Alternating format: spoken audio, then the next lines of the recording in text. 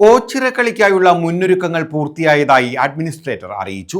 കളിയാശാന്മാരുടെ അഭിപ്രായം മാനിച്ച് പാരിതോഷികം ഇത്തവണ വർദ്ധിപ്പിക്കും. ഓച്ചിറക്കളിക്കായി 8 കണ്ടവും തകിടിക്കണ്ടവും പടനിലവും ശുചിയാക്കി.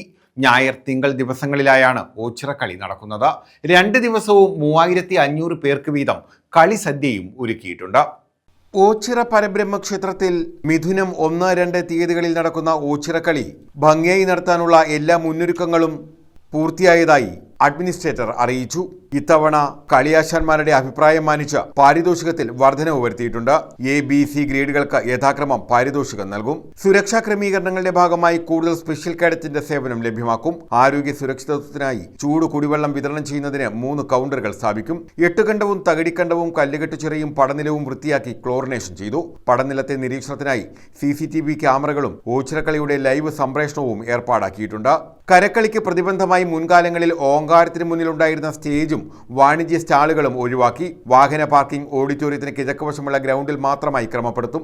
ഓച്ചിറക്കളിക്ക് വിഘാതമുണ്ടാക്കുന്ന രീതിയിൽ ഓഡിറ്റോറിയത്തിന് പടിഞ്ഞാറ് വശത്തേക്ക് ഇരുചക്ര വാഹനങ്ങൾ ഉൾപ്പെടെ ഒരു വാഹനങ്ങളും കടത്തിവിടുകയില്ല.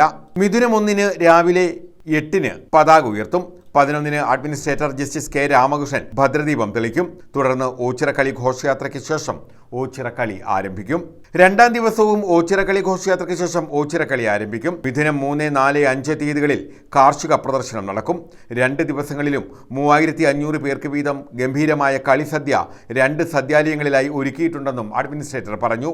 സാധാരണ എല്ലാ കൊല്ലവും നടക്കുന്ന പോലെയുള്ള ഓച്ചിറക്കളി അതുപോലെ തന്നെ നല്ല രീതിയിൽ നടത്താൻ ഉദ്ദേശിക്കുന്നു. 15-ാം തീയതിയും 16-ാം തീയതിയാണ് ഓച്ചിറക്കളി നടക്കുന്നത്. അതിനുവേണ്ടിയിട്ടുള്ള പ്രാഥമികമായിട്ടുള്ള മീറ്റിങ്ങുകൾ നേരത്തെ കൂടിയിരുന്നു. കളിസംഘങ്ങളുടെ സ്ഥലങ്ങളിലെത്തുകയും അതൊക്കെ പരിശോധിക്കുകയും ചെയ്തു. അവർക്ക് ഗ്രേഡ് നിശ്ചയിച്ചിട്ട് അതിനനുസരിച്ച് പാരിതോഷികം കൊടുക്കാനുള്ള കാര്യങ്ങൾ തീരുമാനിച്ചിട്ടുണ്ട്. കഴിഞ്ഞ പ്രാവശ്യത്തെ കൊടുത്തേക്കാളും കുറച്ചും കൂടി റിവൈസ് ചെയ്തിട്ട് കൊടുക്കാനുള്ള തീരുമാനം എടുത്തിട്ടുണ്ട്. ലോ ആൻഡ് ഓർഡറും ശുചിത്വവും എല്ലാം നോക്കാനുള്ളതുണ്ട്. അവർക്ക് എല്ലാവർക്കും അറിയിപ്പ് കൊടുത്തിട്ടുണ്ട്. അവരെല്ലാവരും അവരുടെ ഒരു മീറ്റിംഗ് ഇപ്പോൾ 12 മണിക്ക് ഞങ്ങൾ കൂടാൻ ഉദ്ദേശിച്ചിട്ടുണ്ട്. റവന്യൂ, പോലീസ്, എക്സൈസ്, ആരോഗ്യ, ഗ്രാമപഞ്ചായത്ത് അധികൃതരുടെ ഉൾപ്പെടെയുള്ള വിവിധ വകുപ്പുകളുടെ ഏകീകരിച്ചുള്ള പ്രവർത്തനവും പടനിലത്തുണ്ടാകും. അഡ്മിനിസ്ട്രേറ്റർ റിട്ടയർഡ് ജില്ലാ judge MS Mohanachandran, advocate Ramanan Pillai, advocate ASP Kurup എന്നിവരാണ് ഇക്കാര്യം അറിയിച്ചത്. News bureau, Ochira.